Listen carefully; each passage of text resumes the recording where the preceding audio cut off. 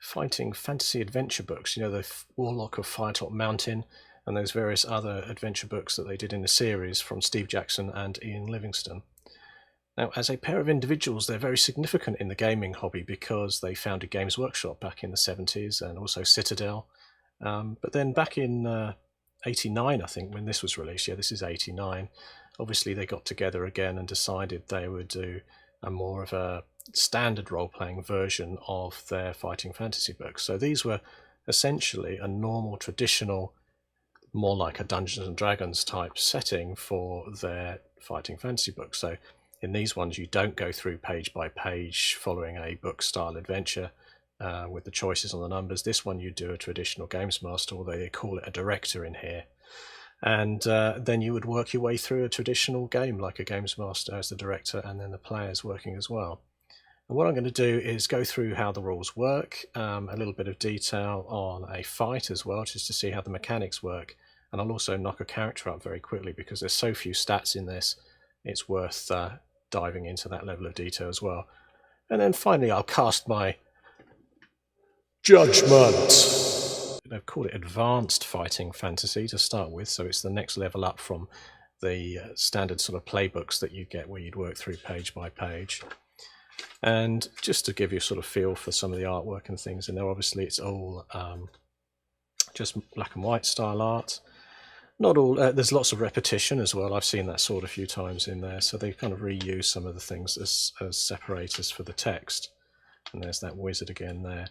However, it's quite full set of rules. It's not full of images just to distract you. And the starting section is mostly about a kind of getting straight in. It gives you the view on all the classic things about what a role-playing game is, which is quite often something that's included in a game. And then they dive straight into a kind of getting started where they do detail out the heroes and then what the director is as a games master essentially. And it just, you know, again, there's that tie where they say quite often through the book, oh, it's just like a real film. The director instructs the actors or the heroes in their roles. So it does give you that view of what a director is, which is essentially a dungeon master or a games master. And then the classic thing about dice, pens and paper, miniatures and scenery, what you might need to enrich the game. And after that, there's a section on the heroes. The heroes themselves have 3 statistics. So you have skill, stamina, and luck as the 3 core skills. Just flip up a character sheet from the back here where you can see that kind of slightly water damaged bit at the back. But here we go, yeah, skill, stamina, and luck. And those 3 statistics basically provide you everything you need in addition to a series of skills as well. And the skills are all selectable, so you don't have to pick the same set. And that's because there's no classes in here. You can't be necessarily a fighter, ranger, mage. There's just one class, a hero. That's inside the skill section is where you're tuning it to be detailed around your class essentially, by the fact that this one's obviously a magic user, so it's picked magic as a skill, and that makes it a magician. Now, just as an initial observation of that, of course, is that it's quite interesting in that it means you could have quite easily create a magician that also has sword skills, other fighting skills. So it's that classic hero that can do a bit of everything in here. You know, perhaps like the Witcher or something, where he's quite good with his swordplay and also good with magic. It would cover that kind of setting quite nicely for you. And also you could make a mage a healer, because they don't differentiate between cleric and magician magic spells in here. It's all one mix. So if you picked that magic skill there and then picked a spell, which is this one here, in fact they've got down there called stamina, if you use that spell, it does a healing spell against the character's stamina, which is also your hit points. And then luck, which is an interesting statistic, is one that you roll under during the game, and that allows you to avoid a small amount of damage and also avoid other things like traps and what have you. You'd still potentially make a skill roll because there's skills in relation to different scenarios like climbing and swimming. So after the initial brief on what all the different things are, basics of the game, spells, and then it's got a series of different spells listed here as well: Fear, Firebolt, that causes damage to a victim's stamina. It then sort of dives into an initial Dungeoneer adventure called the Tower of the Sorcerer, which doesn't really even provide you a character sheet. It's just straight in and playing through step by step. And this is suggested as a game for yourself, so you wouldn't actually play this with other characters. You would just get stuck in with this to understand how this works. There was one interesting thing about the kind of read aloud blocks that you get in games. In this book, they are epic, so even though it's a simplified set of rules, in this intro adventure, which just takes a player through how to play and introduce to cast, you get quite massive chunks of read aloud, or of course if you were playing this one as yourself, just as an intro to how the rules work, you just read it out to yourself. But there is an adventure in here as well, which has a courtroom scene that it starts with, which has nearly 3 pages of read aloud. So, I mean, you could skip through that a little bit if you were playing with friends and you didn't want to go into the full detail, but you can see again where they're linking back to the idea of there being a director and it being like a play or a movie. They really want you to go into the dialogue big time to introduce the characters and what have you. So that's quite an interesting little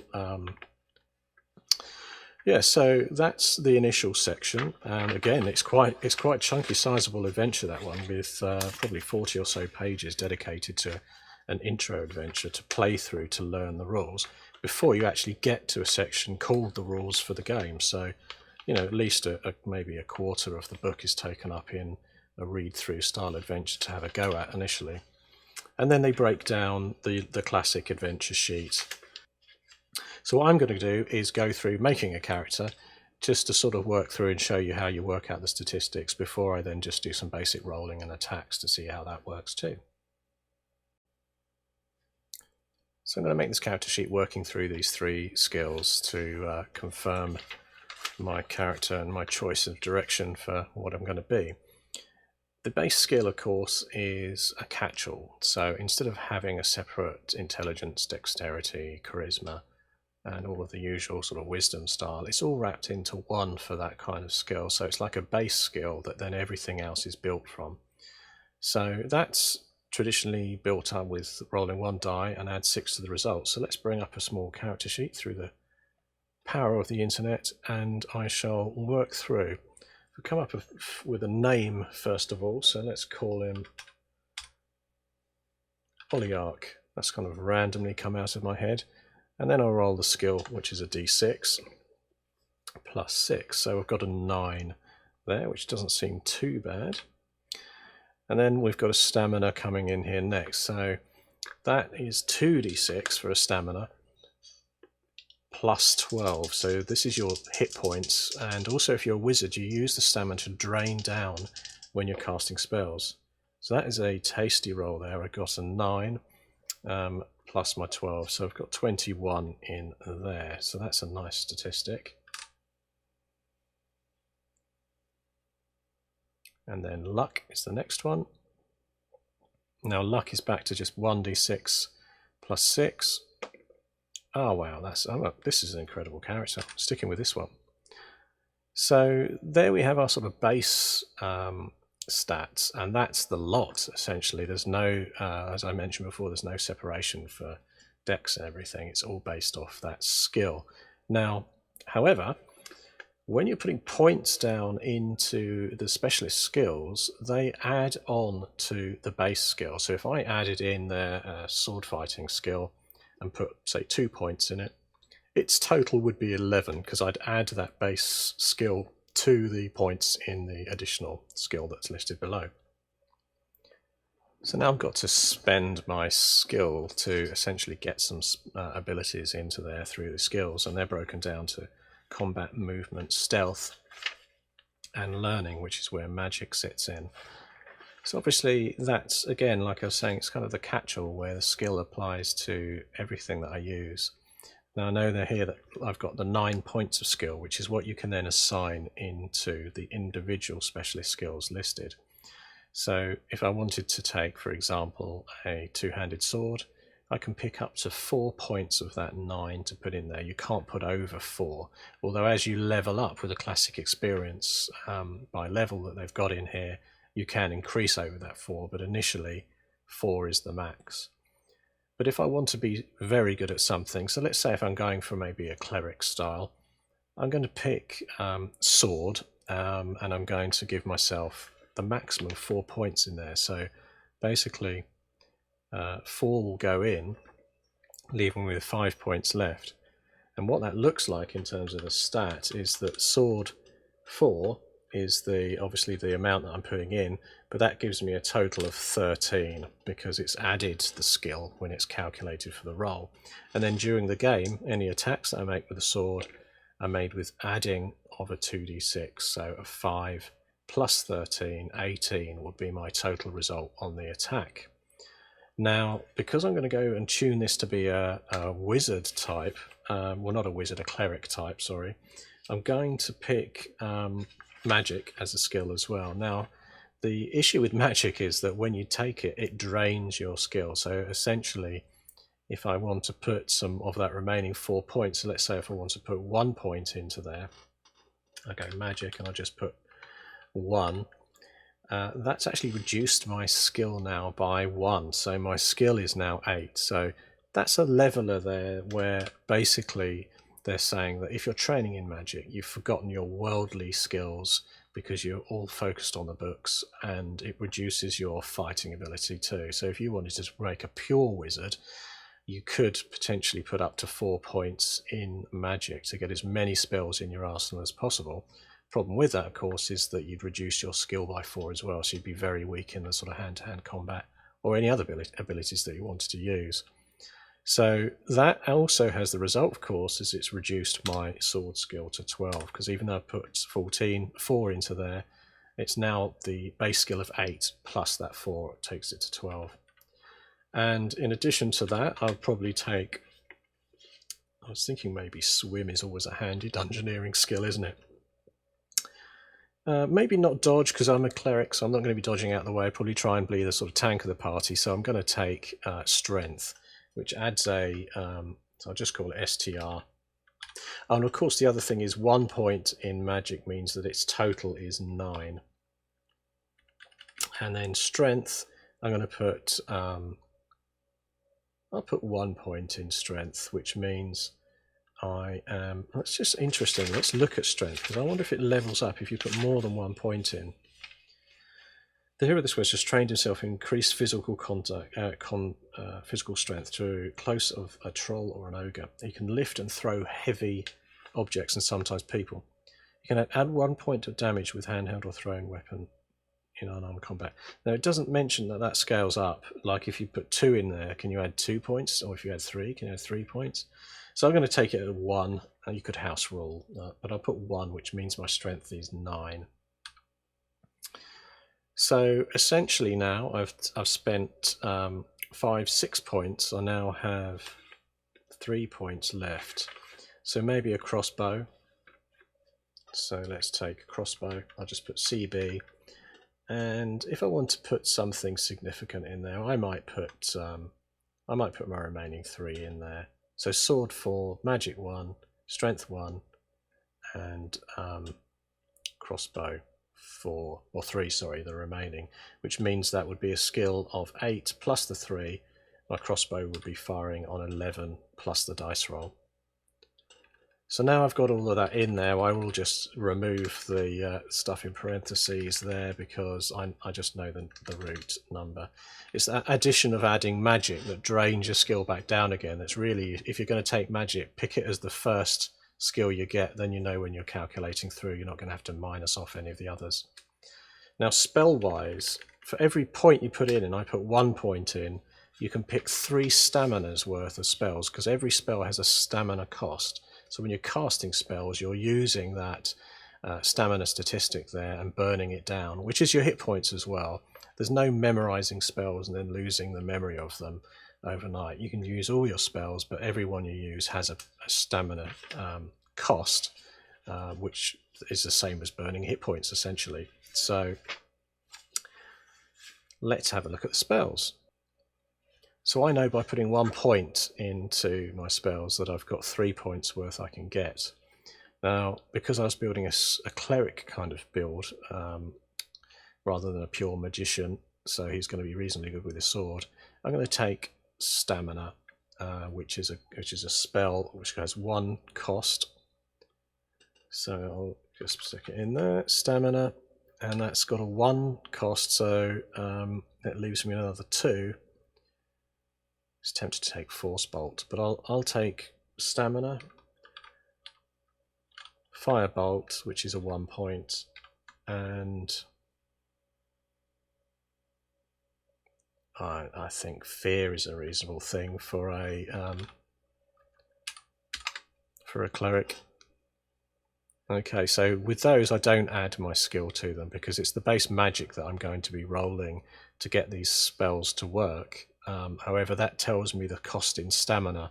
So every time I cast a Firebolt, it's going to reduce my stamina. And I was very lucky with a big stamina, which is why I picked a kind of cleric build.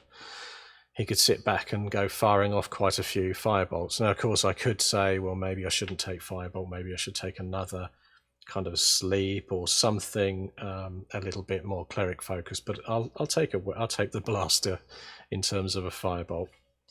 And just to sort of give you an idea of what these do, so a lock would have been a good one at one point. Maybe I should have taken that instead of Firebolt. Anyway, so let's have a look. Firebolt, level 1. Try and see where it's listed. Here it is. So it's basically, it hurls a stabbing blast to fire at one target from the point finger of the caster. Unless the target manages to dodge or succeeds, the spell causes 1 die of damage. So essentially that's going to be causing 1d6 of damage. And that's quite powerful actually, because most of the damage ranges for weapons, which we'll see later on, is in the sort of 1, 2 and 3 range.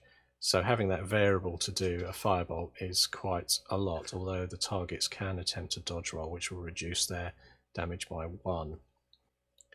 So I'm also going to make up a companion, so I've got a mini party of 2. So I'm going to fire up another stat sheet, and I'm probably going to make a more of a fighter kind, although it may end up being a thief. Let's see, depends on what that skill comes at. So back up to the skill again, and it's that 1 die plus 6 for the skill, and let me just fire up the other character sheet. So I've got a second one there. I'll roll the skill first and then I'll determine a name. But oh, 2, that's not great, is it? So a skill of 8 straight off. But let's get that straight in there.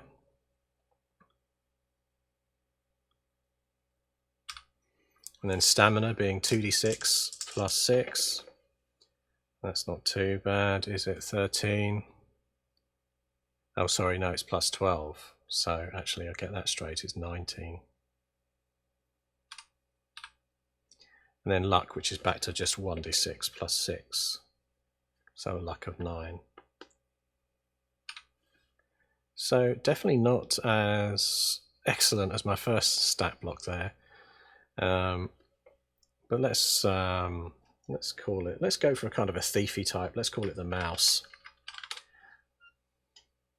So I think I'm going to have dagger and thrown dagger and go for those sort of martial skills plus maybe trap knowledge. So I'm going thief, it looks like here anyway. So I'm going to have thrown dagger. I'm going to, I'll just go thrown dag, and I'll just put, of my skill of 4, I'm going to put 4 in there so that I've got 12. So I've put in parentheses, I'm putting 4, and that's going to be up to a 12. Then I'm going to have a crossbow. Oh no, that's a thrown dagger. So we're going to go for a daggery type person. Maybe a sword though, actually. A sword, which I'll put 2 into to bring me up a 10. Yeah, so 2, and that'll take it to a 10 because you add the 2 to your skill of 8. What I can do is just, again, just take these points out, because each row is 10 hit points. So that's how many hit points that the mouse normally has. 19 stamina, 19 hit points. And then Oliarch has got stamina 21, so actually hit points are way up. So that's given me 2 characters to start with here, which is a nice sort of starting point. And then I probably just want an enemy. So I'm probably going to pick a skeleton or something. I think there's some in here, but before we dive into that detail of a fight using these 2 characters I've got on screen here, I'll just talk about a few other things in there. For example, when you're testing for luck, which I've got here with a luck of 9 on the mouse, and Oliarch has 12 luck, you roll 2d6. So basically when you're making a luck check, you roll 2d6 and you need to roll under it. So if I was rolling for Oliarch of 12, the luck would be down to underneath there, it'd be successful luck. So if I was trying to avoid damage or something, I would have succeeded. But then you'd reduce your luck down to 11. That does come back later on, just like stamina from hit points, which is your hit points, but it essentially is draining down as you're using your luck through a scene. So it's worth mentioning there's only a generic single type of armor. It just says that a hero would wear a chain shirt or something equivalent. There's no shield use or helmet. It's nice and generic and simple. However, if you are wearing armor, you've got that -3 off your magic roll. And a magic roll, if I've got a skill of 9 like my Oliarch character there, has to be underneath that skill. So with a 9, I've equaled my magic, so equal or lower will allow that spell to get off. However, if I had armor on, there'd be a -3 off the magic skill, so my skill of 9 would be down to 6. And as you can imagine, if you're a spellcaster in armor, trying to roll under something as low as 6 every time you wanted to cast a spell, it's not going to happen very often. So I would just write, I'm just going to write under Oliarch that they're unarmed. Or I just say no arm. That's nice and simple. So yeah, that's the one question here in terms of the rules, that yes, I've been able to tune up a spellcaster to be a clerical style by having a good sword skill, also having a magic ability and some strength ability, and also I picked a spell called Stamina, which is essentially heal, because it heals your stamina back up. So I've got a cleric-y kind of build, but unfortunately I can't wear armor, because if I did, it would cause me some grief there. Although if my skill was much higher, I could maybe sacrifice that and say, okay, if my skill started out and I'd maxed my skill at 12 on the roll, I could take a risk that I could still wear armor. So, you know, as builds go, that's reasonable. I'm going to have no armor. It means I get an extra 2 on the damage rolls against me. It's not a big difference, because as you'll see when we look at the damage tables, a plus on the roll doesn't mean plus on damage necessarily straight away, because there's brackets of damage that are done per weapons on a table that you roll after you succeed in a hit. So I mentioned before that when you take incoming damage, it comes off your stamina. So with a stamina of 21, Oliarch is quite a big tank of a character. However, there's quite a nice sort of game style, almost like the classic Gauntlet arcade game, that when you have food and drink and consume it during one scene, you can have one session of food and drink, you get 4 points of stamina back. So that's quite a nice quick way without any kind of potions. There are potions of healing as well. And the stamina spell, which is the spell which I've given to Oliarch, that will restore 6 points. And if you are casting it on yourself, you restore the 6 and then take -1 for the cost of the stamina spell back off your stamina again. So basically it's good to cast on others, because they get the full benefit of the 6 points. If you're casting it on yourself, you're really only getting 5 points back. In addition, you can heal over time, and that's, again, here they say director can make that decision, which is the games master or DM can expressively say, okay, within a couple of days you've got all of your wounds back, depending on what you're doing in the adventure. Luck can come back with potions as well, because I mentioned you drain 1 point of luck a time whenever you use your luck ability, and there's also a luck spell that can bring some back, and the all heal, which is like a mega heal spell, pulls all of your stats back up to the top. So that reminds me again of many of these games where you sort of get a general targeted heal against every stat, plus an all heal which does the whole lot. But that's a level 4, as in it drains 4 stamina to use that, and you can't pick those at your first sort of level in the game either. So I've only got stamina, Firebolt, Fear, and as my 3 under my magic abilities there in my spells.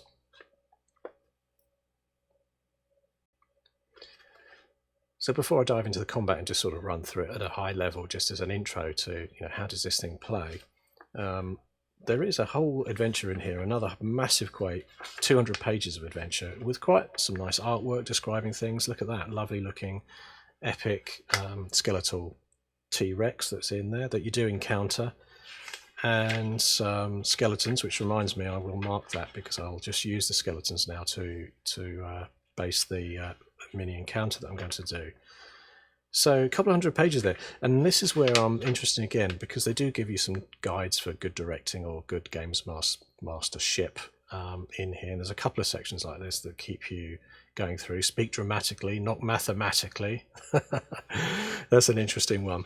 However, they've got an interesting, it seems like a contrast to me, or a contradiction or something, in the sense that these are very simple pared down rules, which are quite nice to just have a bit of fun with, based off the fighting fantasy style of gameplay. However, this adventure has a read aloud section that is almost 3 or 4 pages. There it goes, I've kind of marked it in there as well. It's 3, 4, nearly 4 pages of read aloud, which is a courtroom scene that they want you to go through as this kicks off. Now, if you've got patient players, that could work, but if you were playing with a younger crowd, you might want to, if you were trying to run this adventure at least, you might want to try and reduce your size of that, because it's like a whole dramatic scene of a conversation between the king and a son, and then what's going to happen next. And they do say at the start, please go through this whole thing, because it gives the players that primer on what's going to happen in the rest of the adventure. So, you know, it's kind of old school, but also at the same time interesting contradiction that someone wrote almost the most pared down rules possible, but then shoved in an adventure that has quite lengthy narrative read aloud blocks. I don't think that continues necessarily through the rest of it, but there's, you know, reasonable paragraph or two. I mean, here again, a long section of read aloud. So I feel that's possibly from Steve Jackson's and Ian Livingstone's, from their background with the fighting fantasy adventures, in that when you were reading those, you were reading a kind of a novel as you're working through the steps of the adventure, and probably that's carried forward into how they like to write their adventures in here. However, you can use any adventure you like. I mean, you can pick a few monsters and make something up. You don't need to use what's written in the book here. It's just interesting to me how in a book that's now 30 plus years old, they have that contrast between simplistic rules but quite a long narrative feel to the gameplay. So the reason I've marked off these skeletons here is because I'm going to fire up now a skeletal box, because I want to do a little bit of an encounter. So I thought I would benefit from writing this up and then just being able to use it. So skeletons, they have a skill, according to here, of 9. So that's quite a good skill, actually, isn't it? Given that my skills are 8 and 8 actually. Stamina of 7, so definitely don't have my hit points there. They don't have a luck or anything, but it just says that they use a sword. And if I was going to do, I'm going to do this fight, I'm going to use 3 skeletons. So I'm just going to mark off these 3 boxes just to show that basically there's 3 skeletons here being listed under this one. Welcome to the dungeon! So now I'm down at the tabletop. Now I'm using miniatures here, which you don't need to do, but I'm using miniatures because it's easy for me to represent and store in my mind. I'm moving that one. Those are the statistics. You know, just trying to hold in your mind all the enemy moves and the character moves, and to present that in any way that will give you an overview of how this game works, it would be a bit of a challenge. So I'm going to do it with miniatures. Now, of course, Dungeoneer is a book from Steve Jackson and Ian Livingstone. They have that pedigree behind them, that they founded Games Workshop in the 70s, and they also founded Citadel Miniatures, which eventually folded in to be part of Games Workshop. However, they have that pedigree in miniatures, and they do suggest it at the front, but as a game system there's no real, you know, models don't have an individual movement, so something doesn't have a 10-foot or 20-foot movement. It sort of just lists it as a general round that happens that allows you to pick where you go and fight. So it's not that kind of square by square game. So just as an overview of the models we've got here in front of me, this is an old citadel. I think it's an elf, but I'm going to use it as the mouse, a kind of an elf thief that goes by the name of the mouse. And he's the most he's got the strongest ties back to the authors Ian Livingstone and Steve Jackson, because obviously he's an old early citadel. In fact, they probably still potentially even worked there at Games Workshop when this game was published, which was 30 plus years ago, 31 years ago. This is a newer model from Hassle-Free Miniatures. It's kind of a barbarian shaman type, so I'm using that as Oliarch, as a kind of an older cleric slash shaman healer. Also, he has no armor on, which is I wanted to represent. So he's reasonably good with his sword, but he's got magical abilities as well. Not wearing armor, so I don't get that -3, which you get for wearing armor in this game. And then at the back here, I've got the evil bad guys, which are 3 models, 2 recent Games Workshop plastic skeletons. Although in the middle here, this is an Otherworld miniatures skeleton.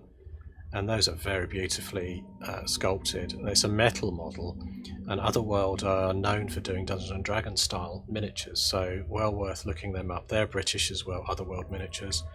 House of Free miniatures, have a look for them. Lots of good adventure options in their range, and obviously you can always look around for old Citadel Games Workshop models, and the new Games Workshop plastics are relatively cheap as well. So the game itself doesn't have rounds, so you kind of narrate as things go on. So if I've said here that Oliarch and the mouse have found themselves under a temple in the city, and they've now come across a room that's full of a few ancient bones, so they've got these skeletons to deal with. You can use surprise, so you can get a surprise round attack, but we won't use that in this. That just mentioned that the surprise is in the rules. However, in this instance, and in every instance of an encounter, the idea is generally that the director or games master would normally detail out what the bad guys, they call them in the rules, that's how they describe it, but the enemy models do, or characters do, or NPCs. And then the player characters would then get to describe what they're doing in return. So these would be represented and played by different characters, different people. And I would describe, okay, the skeletons are there and they look like they're going to run towards you ready to fight. So the players can then narrate what they're going to do. So if I say they're going to run towards you ready to fight, maybe at that point Oliarch is thinking, okay, I'll defend the mouse because he's going to throw his dagger in. So I'll charge in to line up with the skeletons as they come in to draw their attention. So there's no harm in narrating it like that. Then they come in and attack here. And then in the meantime, we can say that the character, the mouse, is going to slip to the side and he's going to throw his dagger in. So giving him that opportunity to throw a dagger before the fight engages up this side here with the main character, Oliarch, defending against those 3. Okay, so if I'm going to start out, I've got, as I've mentioned here, the mouse is hung back somewhat to throw a dagger in, one of his thrown daggers, which he's got skill of 12 on, which is basically not too bad, it's quite healthy. And we've got Membrane running in here. Because all the combats sort of simultaneously run, we can say in this initial first action, this thrown dagger kind of happens dramatically as they run and charge against each other. He stands still and the mouse just luzzes his thrown dagger to see if he can hit Membrane. So let's start off and roll his attack. I'll use the pink dice. Now with a thrown or bow attack, you roll under your skill. So that's a 5, which means it's a hit. Then we need to bring up the damage table. And if we have a look down here at thrown dagger, it's right at the bottom of the table. And I roll a dice on that. Whoa! So I rolled a 6. So that thrown dagger is going to do 3 points of damage to the first membrane there. So what I will do is just come over to the skeleton. And if you have a look over into the corner here, we will be able to see the damage points here. I'm just going to take those 3 points off that first skeleton there. So that's not a bad throw as that happened.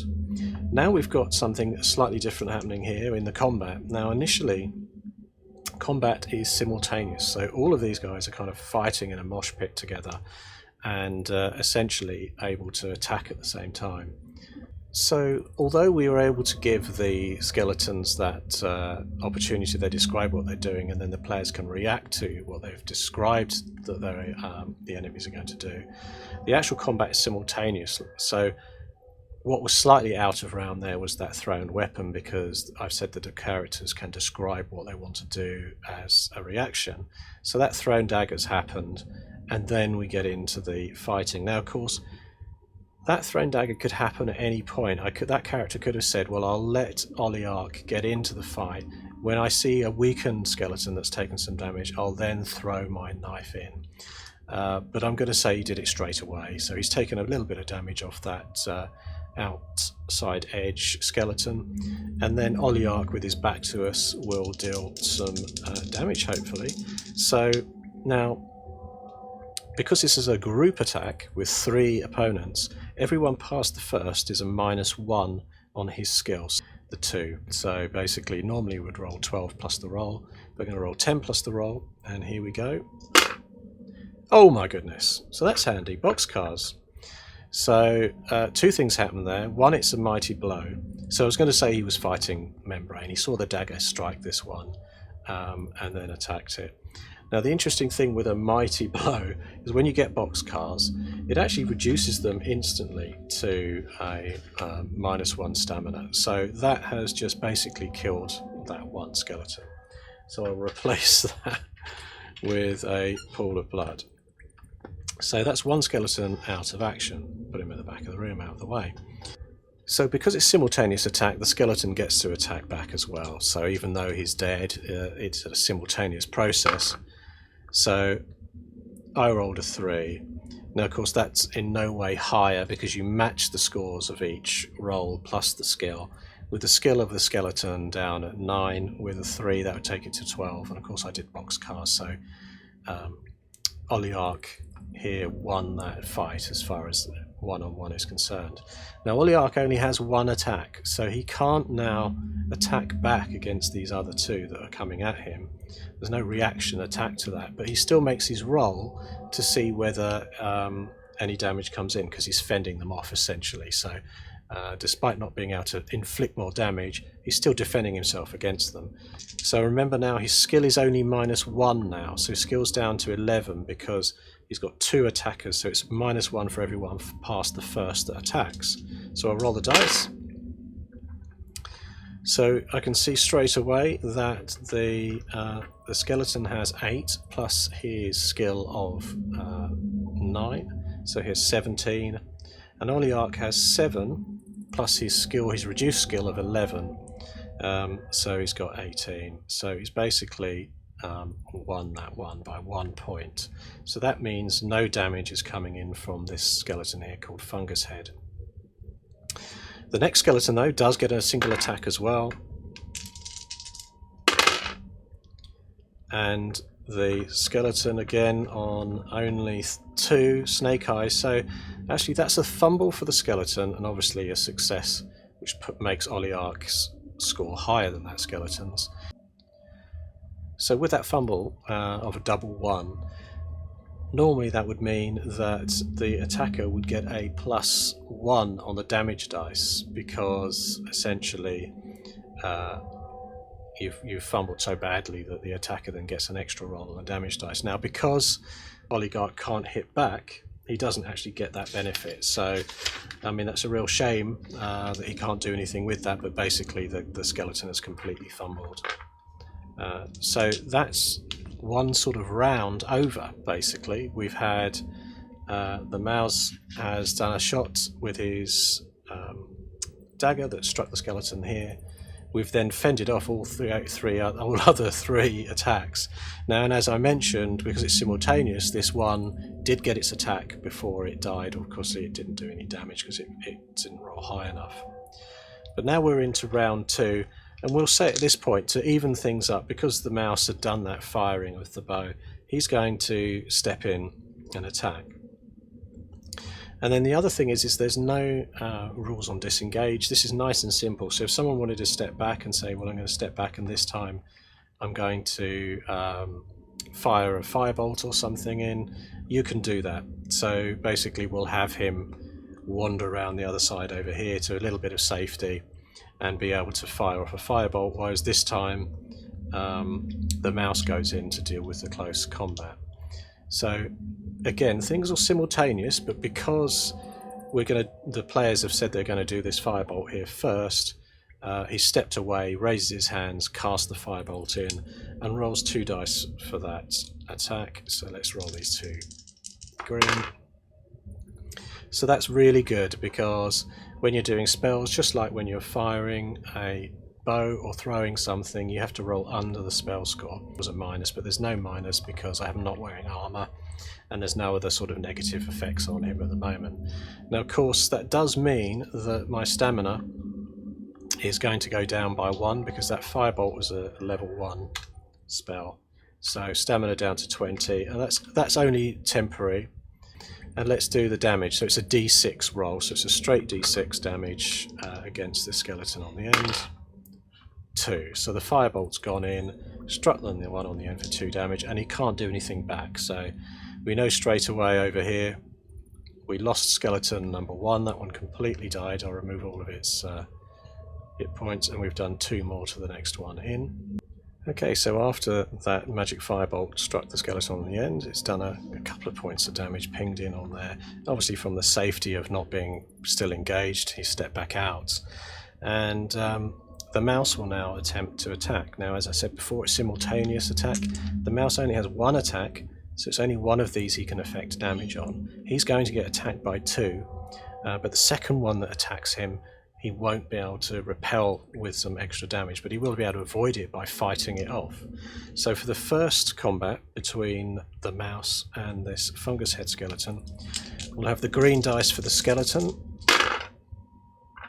So the skeleton's on 5, and we've got the mouse on 7. Now, the mouse is facing 2, so that's a -1 because the 1 extra model past the first. -1 on his sword skill of 9, of 10, sorry, brings it down to 9. Add 7 to it and you've got 16. Compare that to 5 added to the skill of 9 for the skeletons, detailed over here, skill 9. You can see that we're only going to get 14. So he's won that. You compare those 2 scores, and he's won that battle against this one skeleton. So this skeleton won't damage him because he's beaten his score. The damage table that we had up earlier, this time I'm looking down to see sword detailed over there, and then you will roll a d6, 4, compare that down to sword, and that's 2 damage. That's going to be 2 damage against this fungus head character here, so I'll just reduce that down. So that's both skeletons so far this round have had a sort of a trimming down of their damage so far. And we know this one hasn't been able to fight back because he lost the battle. But this skeleton will now fight. So we roll the green dice for the skeleton again and the 2 dice for the mouse on the pink dice.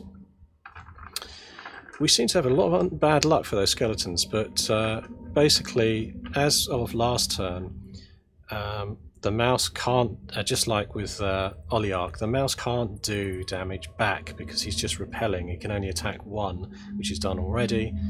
So that fumble from this skeleton just means he's badly missed and there's no incoming damage at all. So we've had another round go through. So I think this time, to level it up, Oliarch is going to say, I'm just going to charge in. So he's going to run in and fight that character. So one thing it's worth mentioning at this point is that essentially each turn I've just had these skeletons stay where they are and fight. However, I could have said this time that this skeleton was going to make its way over to attack the guy that had just firebolted it. However, I will just say again, it just continued its relentless attack on the mouse, which meant that when he moved in, he could just quite clearly say, well, I'll attack that one. He could have hung back again and continued another firebolt, but rather than draining down his stamina at this point in the dungeon early in the fight, he's just going to go in as well. And that levels this playing field, so I no longer got a minus on any of my player character skill attacks because they've got even numbers against the attackers there. As monsters get tougher in this game, it is worth mentioning that they will get multiple attacks, but it details in the rule that generally speaking the multiple attacks allow them to attack multiple assailants. So if I had one skeleton here that was a higher level one I designed, I could have it attack 2 attacks, 1 against each one of the players. You couldn't, by the rules as written, do 2 attacks against 1 player. It's basically a way of saying that as monsters get more powerful, they can fend off and do damage against more characters that are incoming against them. So yes, it's simultaneous fighting again. So this time it's very simple. I'm rolling the green dice for the skeleton fungus head that's fighting against the mouse. So I'll roll that first of all. So that's an interesting roll. So I've got 8 for the mouse, plus his sword skill of 10 brings him up to 18, but 10 on the skeleton plus their skill of 9 obviously takes it up to 19, so they're one above, which means the skeleton is going to do a point of damage onto him. So I bring up that damage screen again, rolls a 4, and the skeletons have a sword as I detailed in there, and a 4 on a sword, if you cross-reference through that table, is 2 damage. So that's going to be 2 damage off the mouse, which I've just reduced. So he's slightly weaker. Then the other skeleton is going to be fighting with Oliarch, and Oliarch is rolling his pink dice. So boxcars. Oh wow. So I'm going to try and avoid that with luck, because this time the enemy's done a boxcars on me, which would traditionally, again in the rules, it would say that would reduce my stamina down to -1. Not killing me because I'm a hero, so I could potentially be healed within that turn. But with a 12, I'm going to try and avoid that with a luck roll.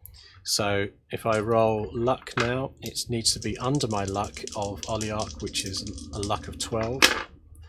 So I've rolled a 6. So I'm going to say, yep, through luck I managed to scrape through, which means I'll still take the damage from that incoming attack, which is a sword, but I'll avoid the critical result. So a 4 from a single sword is another 2 damage coming in from that skeleton, this time on Oliarch. So his damage is reducing down a bit there as well, over on this side. So I'm going to start over this side. So Fungus Head here versus the mouse, and it's the pink dice that I want to roll high, which I didn't. So we have now 9 from Fungus Head plus his skill of 9, 18, and only 6 from the mouse plus his skill of 10, so 16. So again, more damage coming in on the mouse. Roll on the table, fire it up. It's a 3, which means again from a sword it's 2 damage coming in. So up here I'm now going to reduce the damage down by his stamina overall down by 2 again. So yep, slowly getting ground down here. So next up I'm going to try and do the attack for Oliarch. Okay, so this is good. So we've got boxcars for the snake eyes for the skeleton, and a 6 for Oliarch. Well, I know straight away with his sword of 12, with 6 that's an 18, and obviously snake eyes is a fumble for the skeleton. So that means I get an additional +1 on the damage table. So if I fire up the damage table, I roll a d6, 3, that takes it up to 4. And with a sword, that's now 2 damage. So that's another 2 damage on that skeleton there. So I'll just reduce that down. Okay, so next round then, I am going to now play a bit cleverer. So I'm going to say that the mouse fends off both, while Oliarch steps back, tries to cast another Firebolt. So I'm going to fire that off first into this skeleton that's slightly weakened on the side here. So 2d6, and I need to roll under my spell skill, which is magic of 9. So I've rolled 9 or under basically, and that's a success. So that's a d6 damage going on that skeleton. So that's 5 coming in. So basically 1, 2, 3, 4, 5 is about to go down.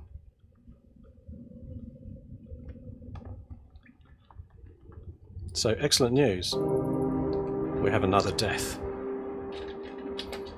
Skeleton number 2 down. So because combat's simultaneous though, that skeleton is still going to get his simultaneous attack against Oliarch. So we'll roll that now. And of course Oliarch is at -1 because there's 2 people attacking him. So, sorry, the mouse. So the mouse has got 5 plus his sword skill of 10. Takes him up to 15. And the skeleton had 6 plus his skill of 9, so that was also 15. So when it's a draw, it's a standoff. So that was a standoff between the one that then eventually died. Then we go on to this fight, so realistically at this point, it's green for the skeleton, but I should be still counting in that -1 for having 2 attackers against him, because it was this round that there was still a second skeleton in there. Timing wise, that's something you could change in the rules yourself. If you wanted to say timing wise, if one's literally taken from the board and it's had its attack, then you won't receive the -1. Let's do that. Let's hack it up now. So I'm going to say that timing wise, because it's had its attack, it's gone. We no longer receive the minus on the mouse's attack. So he's basically rolled a 9 plus his sword 10 up to 19, and the skeleton has rolled a 10 plus a skill of 9 up to 19. So that was a standoff again between those two. But this last round, I'm going to say that the skeleton decides to back away. It's been instructed to pull back to guard a distant entranceway or something. So it steps back out of the fight, and that's when we'll both have a hack. So we'll throw another one of my throwing daggers from the mouse. So let's roll the 2d6. So that's, again, as a reminder, now we're on thrown, you roll under your skill. So that thrown dagger of 12, rolling under that of 3, that's a success, so that's going to be a hit. And I then roll on the damage table for that, and if we look at throwing dagger, it's right at the bottom, rolls a 4, and that does 2 damage, so that's another 2 to the last of the skeletons there. And then we'll try and roll under my Firebolt again from Oliarch, which is a fail. So basically I've rolled above my skill level there, which was 9 for magic. And of course what I failed to do last turn is reduce his stamina down by 1 for the Firebolt.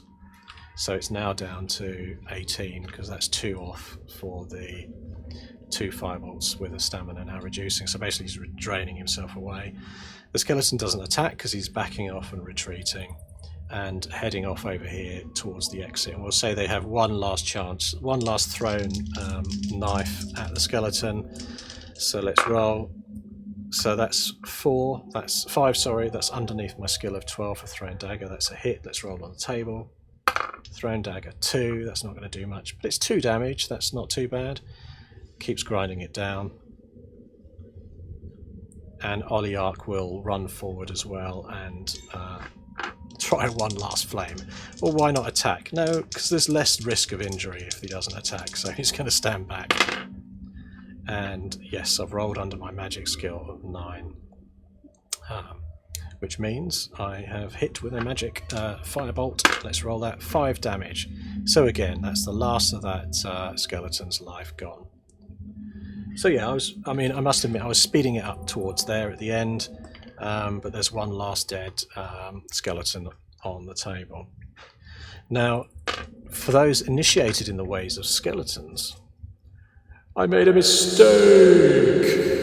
And that's that skeletons actually take reduced damage from blades. And there is a rule in there, I believe they take -1 on the table rolled to determine damage, because basically the blades can't cut into flesh. Firebolts wouldn't get reduced though, so those firebolts I was firing across the table there would have worked fine. But for the for that fight, in terms of the normal damage, I would have been having to look out there, because I would have potentially got a little bit more, a little reduced damage going in on the skeletons. So, as a final observation there then, what we can say in terms of what happened, obviously I was only playing 2 characters because I didn't want to spend hours, even though I spent quite a long time doing this, I didn't want to spend hours detailing every character's move in a 4-player character party. But obviously if you had 4 characters there, damage over time going into these skeletons would have been much more. I made the blunder, obviously, as well, that skeletons should have taken reduced damage, but that wouldn't have affected much, so I maybe have had an extra round of them in with 1 or 2 more damage points done against my players before I'd ground them down. However, that's like the first initial encounter as well, isn't it? So if I was running this through a dungeon, I wouldn't necessarily make that initial encounter a tough one, and they've been worked their way through, maybe healing, and as we said before, you can get your stamina back up with provisions, which is very interesting for spellcasters because they drain stamina 1 point per spell, depending on the level of the spell, up to level 4 spells drain 4 stamina a time. But those ones I was using were only burning off 1 hit point or 1 stamina point a round when they were used. So actually that's quite interesting, because I could then say I'm going to break out some snacks, Scooby snacks, after that encounter, and the Oliarch, as a cleric slash mage slash fighter, he could have then benefited by his stamina going back up, even though he'd used a few points already in that encounter of burning some spells down. And obviously the injury that the mouse took, he could have easily got those 4 points back by eating a rations that restores 4 points. So, I mean, it didn't feel too bad. I mean, obviously you need to do these things a bit more complicated with maybe a more powerful enemy as well to determine how that works against a party of 4. But I didn't feel too locked in, which can sometimes happen in some of these basic older style games, where you end up going, all right, I hit, you hit, I hit, you hit, and you're like dropping down 1 hit point at a time and thinking this is going to take forever. It felt relatively clean and decisive, and as I said, I think if I had a party of 4, I would have been maybe had a stronger fighter in the middle with armor on. And I could have also done some more spells coming. If I had a spellcaster on the edge, I could have had permanent spells coming in every round with a couple or 3 players engaged, which would have really dealt with that encounter. So what's my final summary? Well, I'm going to bang the Gong of Judgement here. So here we go. It's probably broken the microphone in the process. However, my judgment on this is going to be pretty much that it's a playable small game with some basic set of rules. I mean, it's 31 or so years old, but if you were, my recommendation would be, if you're going to play and you're trying to introduce your kids to a new game system, maybe you're in a situation where you're at home and you just want to have a quick game with them, this would be great, because for the kids with those basic statistics, if we go back to the sort of desk view so you can see, with those basic stats and the simple rolling on the table as well there for damage, it's quite a nice way to teach your kids. You know, they know that, oh, I've got a hit, now I need to roll on a damage table. They can then check against their different weapon types on there. And the simplicity of having just skill, stamina and luck, and then also being able to pick skills and spells, or nearly like they're the same thing from a list, makes it nice and simple. You're not having to overcomplicate things for kids if you're introducing them. But also I think solo players might like this too. It's retro, but it has that narrative style where you're not locked into rolling initiative every turn. You're not, timing is nice and simple. Basically, you describe what the bad stuff's doing, and then the characters then respond to say what they're doing. And you can be fluid with that, because there's no things like attacks or opportunity that are going to get in the way. In fact, it doesn't even have movement distance, although it does have ranges of weapons in quite a lot of detail in the book. Actually, it has a range set up for different weapons, and they have modifiers as well. So your extreme range, you do take modifiers on the roll. But of course, that's down to narration, isn't it? If you say, I'm at the top of a cave mouth and I can see some creatures climbing up the hillside, and they happen to be 100 yards away or something, you're going to make that minus on the roll to do it as part of the narration. You're not going to depict it on a table where you have step-by-step squares used. So this isn't, as I said before, it's not a square-by-square game. So really it's kind of, it's thumbs up for this game. It's sort of stood the test of time, and it's quite fun just kind of relearning it. I did know the basics, obviously, because I'd played all of those fighting fantasy books back in the day, but I think they've all gone back to sort of charity shops and things since I played them. But I didn't let go of this, because I thought it was kind of an interesting bit of history, in the sense that it's written by the 2 founders of Games Workshop, and it's it's an adventure game that's not their standard Warhammer Fantasy Battle. It's quite a bit narrative driven, with this whole director feel and this filmic idea that they've got in there. So give it a try if you can pick it up. I mean, like I say, I paid £2 for mine, so a couple of dollars if you can get it in an old store.